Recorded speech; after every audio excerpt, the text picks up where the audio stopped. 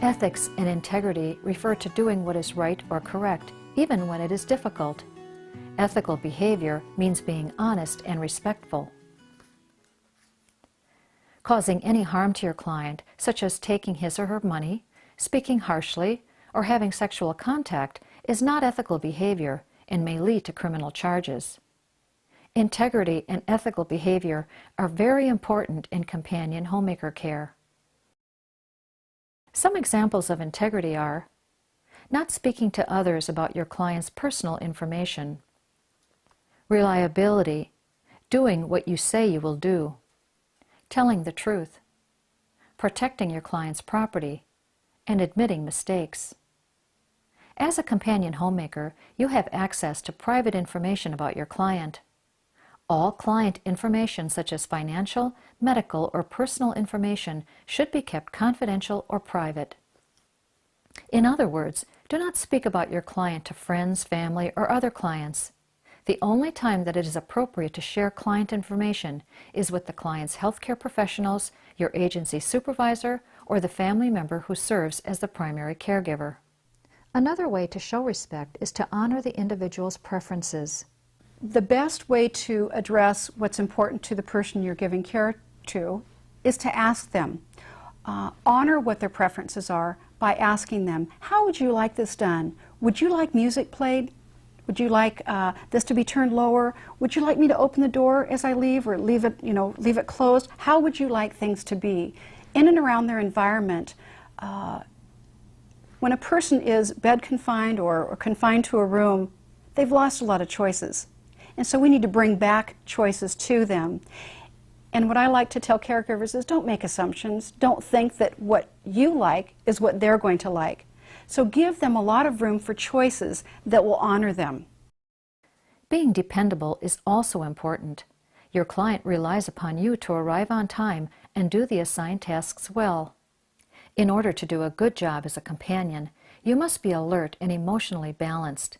The use of alcohol or drugs before or during work could put your client or yourself in danger and can result in you losing your job. Keep an accurate record of the hours you work and follow your agency's policy on reporting your hours. Liability refers to legal responsibility for things that go wrong while you are on the job. Negligence, theft, abuse, and invasion of privacy are areas of liability. Following instructions carefully is an important way to safeguard yourself. Protecting yourself from liability. 5 key points. Do not do more than what you were trained or assigned to do.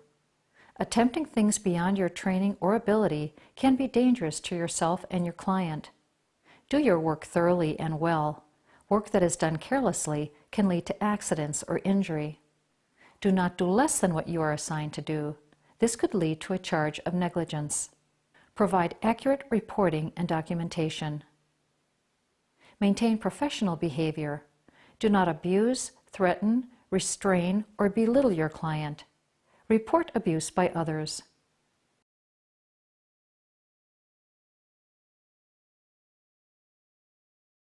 One of the most important things in working with older people is not bringing ageist attitudes to our work and relationships with them.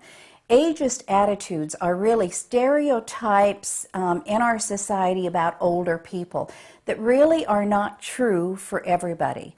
And it's so important that when we're working with one individual that we are focused on that person and not have stereotypes color our work with that individual.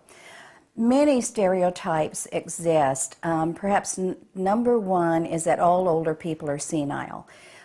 Thinking that people, when they're older, all experience some decline in mental capacity. Other stereotypes are that older adults are useless and really do not contribute to their family and community. Yet we know many older adults are very involved in their communities. In fact, talking about families, we have many older adults that are actual parents to their grandchildren. A common stereotype is that older people are sexless, that they aren't interested in intimacy, or sexual involvement, and yet we know that as people age, the need, the feelings in terms of intimacy and sexuality do not die. As one older gentleman told me, he says the fires are still burning, and he was 93. Another common stereotype is that people as they age tend to get irritable, grouchy, and are not fun to be around. There are some older adults who are maybe more difficult to be around and are irritable, but there's usually some underlying factors. Perhaps they're in a lot of pain, they're dealing with multiple health issues, or sometimes they may be just depressed. But aging itself does not result in greater irritability and grouchiness. A common stereotype about older people is that everybody who's older has hearing loss. How that affects communication, if we believe that, with every older person we have contact with, we may tend to talk louder at them, raise the pitch of our voice, which makes it even more difficult for that person to hear, or we think they will hear better if we slow down and exaggerate. What can happen when we begin communicating with an older adult, especially one who is frail, on the basis of stereotypes, is that we start communicating with them in what we consider childlike ways. Sometimes when individuals will use terms that they think are terms of endearment, such as sweetie, honey, dearie, and yet they really don't recognize the individuality of the person. It's much more respectful to use the individual's title and name. Mr. Smith, Mrs. Alvarez, Mrs. Robinson, unless the person then gives permission to call them by their first name or a nickname that they might prefer. Sometimes too we may be using child terms and asking an individual to do something, and to say, for example, do you need to go to the potty, is really not respectful of this individual as an adult.